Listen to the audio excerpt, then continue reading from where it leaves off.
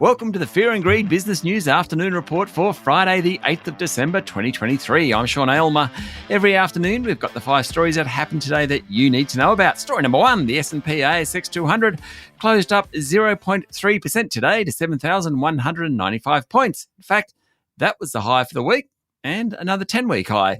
It was a good day for the energy and materials stocks, not so good for the tech companies. WiseTech Global fell 2.5%, the worst of the large caps on the day. Sonic Healthcare was the best of the large caps. It was up 2.7%. The big banks and retailers were mixed, while Telstra closed down. A jump in the price of iron ore helped the big miners, with Fortescue and Rio Tinto both up around 1%. In fact, Rio closed at its highest level in more than 2 years this afternoon. The reason for the rise in the price of iron ore was news that China's stockpiles are at their lowest since 2016. ANZ's share price was flat, notwithstanding the federal court ordering the bank to pay $900,000 for breaching its continuous disclosure obligation during a $2.5 billion institutional share placement back in 2015. And Ramsay Health Care's share price rose slightly after the Australian Foreign Investment Review Board approved the sale of its 50-50 Asian joint venture to Columbia Asia Healthcare. Story number 2, Treasurer Jim Chalmers has axed a controversial proposal requiring the Reserve Bank of Australia to give equal consideration to full employment and inflation. Today, he released a new statement on the conduct of monetary policy. Instead of that equal consideration, there'll be a far less specific dual mandate that leaves the central bank with significant discretion. Maybe that means it can concentrate more on interest rates. The policy says the appropriate time frame for achieving an inflation rate of 2.5% depends on economic circumstances and should, where necessary, balance the price stability and full employment objectives of monetary policy. Despite resistance from the central bank, it's also agreed to publish unattributed board votes on interest rate decisions after each meeting, i.e. we know what the board members think, and require board members to give one speech or public engagement each year. Today's statement gives effect to a number of non-legislative recommendations contained in the independent review into the Reserve Bank that was released back in April. Story number 3, there are plenty of stories in the media about a potential Woodside Energy Santos tie-up, which would create an $80 billion company.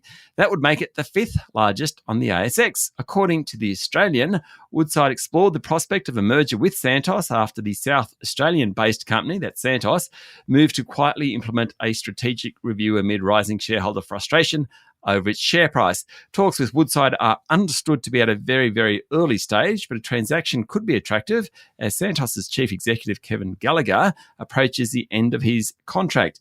Sources close to Santos said the company will not accept any deal that does not unlock shareholder value.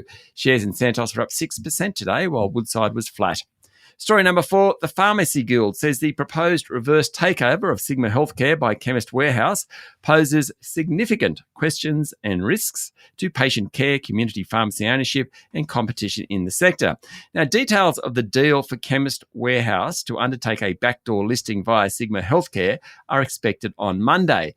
A couple of days ago, Sigma halted trading of shares ahead of disclosing details of the creation of an $8 billion pharmacy giant with that reverse listing of Chemist Warehouse, which is controlled by billionaire Grants and Rocky families. About $350 million of fresh equity will be raised via Goldman Sachs, that's by Sigma, to help fund the deal. While the founding families and their franchisees, many of whom are also in the family, will be issued Sigma shares, not everyone is happy about the implications of the transaction, including the Pharmacy Guild. The Guild said the tie-up could jeopardise community service obligation wholesaling, which makes it commercially viable for drug wholesalers to supply PBS medicines to about 5,800 chemists across the country.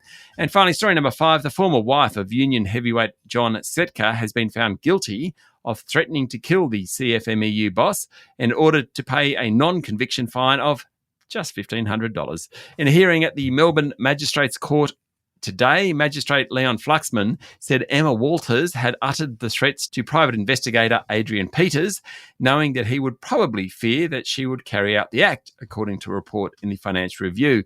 The charge of making threats to kill had therefore been proven.